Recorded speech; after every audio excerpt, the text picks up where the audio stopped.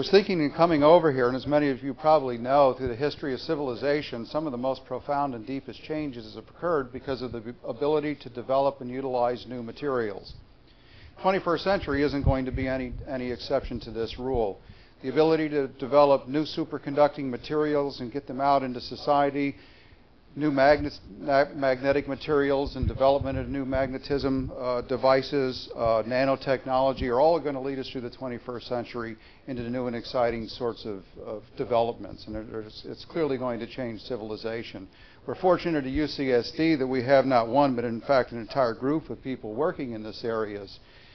Our speaker tonight, Ivan Schuller, is one of the world's leaders in this, and I'm proud to be able to introduce him. Ivan, as your brochures tell you, has won numerous awards. He's been awarded from the Department of Energy an Outstanding Accomplishment Award. He's been awarded by the American Physical Society, which is the #1 and premier institution for physics in the world, for that matter. They've awarded him the Wheatley Award. Just this past week, he's been awarded a Humboldt grant, a very competitive international award given by the Alexander von Humboldt Foundation in Germany. He's a fellow of numerous foundations and scholarly organizations. And so without further ado, I'm proud to introduce my colleague, Ivan Schuller.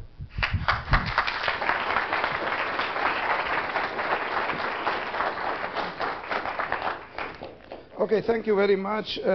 Being at UCSD, when one starts a talk like this, I wanted to put up something that is related to UCSD, and in my garage, I found this picture of Dr. Seuss. Believe it or not, Dr. Seuss didn't start. He actually started talking about this talk. There is a picture of a cartoon of Dr. Seuss is having a bunch of things to measure length scales, and that's what this talk is going to be about: how to measure length scales and how materials change if you measure length scales. So. Now, since this is televised, I decided to put on a jacket because many of my undergraduate students, they know me as the guy with the T-shirt. Actually, I never wear a jacket, and so now that they know that I have a jacket, I can take it off, I guess, because it actually crimps my style. You see it having a jacket. Now, you know, like in every TV program, you have to have some comedy, some violence, some sex, and some love, and mostly love. I mean, so this talk is going to be mostly about love. Now, you know, most people, when they look at science, what they are interested in knowing, what is this good for? What are these applications? You see, we scientists don't think of that way. For us, applications are an aside. So what we do is we don't think about applications, but since this is an aside, I'll put it on the side projector here. So that's what physics has done for you, okay? So now what has physics done for you? So now when you look inside the radio, you know that you know what physics has done for you, okay? So there are certain things that physics has done for you which is completely magic.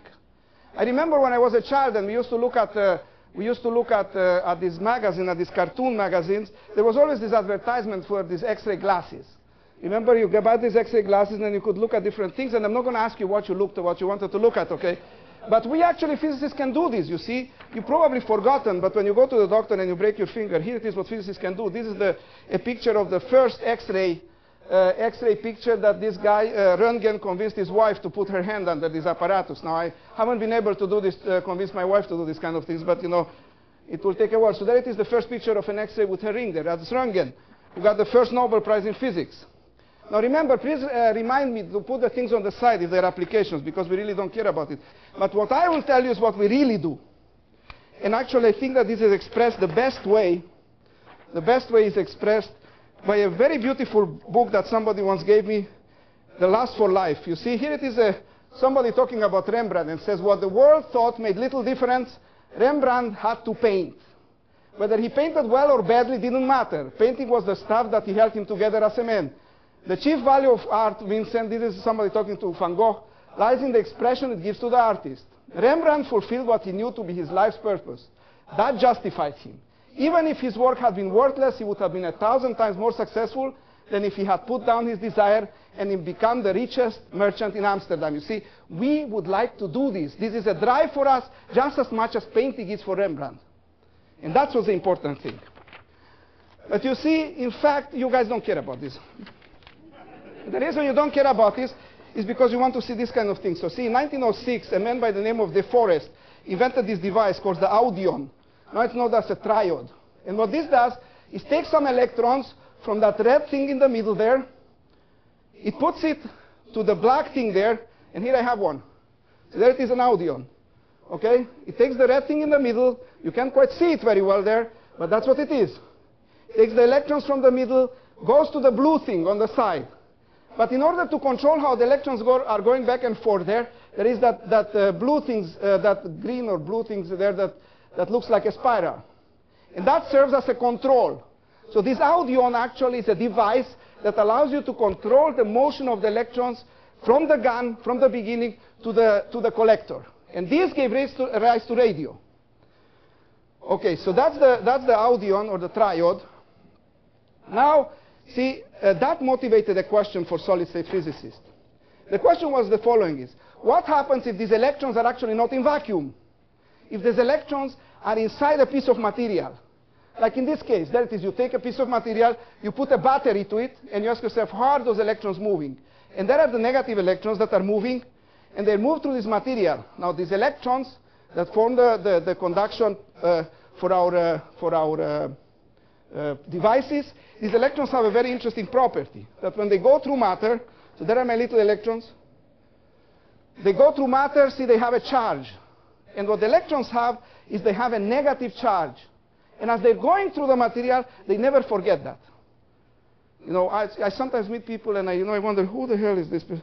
You know, and I forget things, but these electrons never forget. They always know they have a negative charge. They go through any materials, they always know that. Okay, so the question that physicists asked is the following. The charge of the electron is always negative. So here it is, a basic question that we ask. Can we control somehow the motion of this charged electron with an electric field inside the material? So this is a very basic question. Can we control this motion? And this gave rise to people looking at this kind of diagrams, you see? There it is, a diagram. There it is. Can we control this motion of the electron? Can we steer them somehow and control them in such a way that if we don't have them in vacuum, we don't have inside this audion, we have them inside the material? Okay. So that's a basic research. Remember, this is the basic research question, and it gave rise to this very ugly looking thing. There it is. This is the biggest invention in the history of humanity. This is the so-called transistor. And what this did, it took this audion, it multiplied it 1,000,000 times, and gave you this. There's 1,000,000 of this in it. And then it multiplied another 1,000,000 times, and it gave you this. I stole this from some friend of mine's computer, okay? I don't think he's working tonight, okay? Now, what I'm going to tell you is about how we're going to take this and make it another 1,000,000 times and another 10,000,000 times even smaller. That's what I'm going to tell you about today. Okay? Now, you know that this has changed your life because you can have contact with any library in the world, and you can read even, and you can look at these pictures. I won't ask you anything about pictures. But so this is what we do, you see? Because the questions that we ask and what motivates us is this kind of thing, fun. Okay, so now I was asking myself, why is it that we scientists, as I was preparing this lecture, have fun? And most adults now don't have fun. But my children, I remember when my children were small, they had a lot of fun. And I was wondering, why is it that they have fun? We have fun, but most adults don't have fun. And then I remembered my wife gave me a book. And this book that she gave me was a book that most of you guys read in junior high. It's this book, The Little Prince. Right? Remember The Little Prince? And this book, there's something in this book that actually gave me the clue.